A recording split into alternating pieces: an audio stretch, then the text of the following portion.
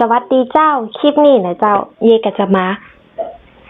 ถึงคำศัพท์เกี่ยวกับรองเท้าแหมหนึ่งคำนะเจ้าคลิปก่อนนั่นเย่เคยเสนอคำว่าเกิบไปนะเจ้าคำว่ารองเท้าแหมหนึ่งคำตีภาษาเหนือกับเมืองเฮาใจกันนะเจ้าก็คือคำว่าเกือกคนเฒ่าบางคนมาเก่านะเจ้าเปิ้นก็จะห้องว่าเกียกอีกก็ได้นะเจ้าสระเอือเปิ้นจะอู้กันยากเนาะส่วนมากเปิ้นจะอู้คำว่าสระเอียเป็นเกียกนะเจ้าเกียกก็เกิบต่างกันจะได้นะเจ้า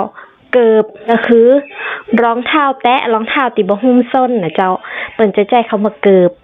ส่วนรองเท้าที่หุ้มส้นหรือรองเท้าผ้าใบรองเท้าหนังเปิ้นก็จะห้องว่าเกียกหรือเกือกนะเจ้ายกตัวอย่างเช่นนะเจ้าเกียกหนังเกียกผ้าใบเกิบแตะเกิบหูสุกเกิบหูกีบบ้านไหนตียังใจอยู่ก็ลองคอมเมนต์บอกได้นะเจ้าส่วนมากมาเดียวนี่ละออนเปิ้นไปเรียนหนังสือเปิ้นอู้เป็นภาษากลางมาก็จะได้รับ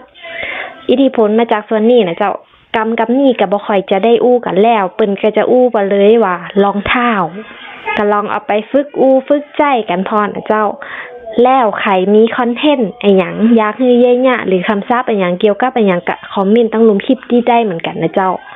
ถ้าชอบคลิปนี้ก็อย่าลืมกดไลค์กดแชร์กดติดตามแล้วก็กดกระดิ่งให้เย้ด้วยนะเจ้าจะได้บ่พลาดคลิปใหม่ๆคลิปนี้ไปแล้วเจ้าแล้วปะกันใหม่เจ้าบ๊ายบาย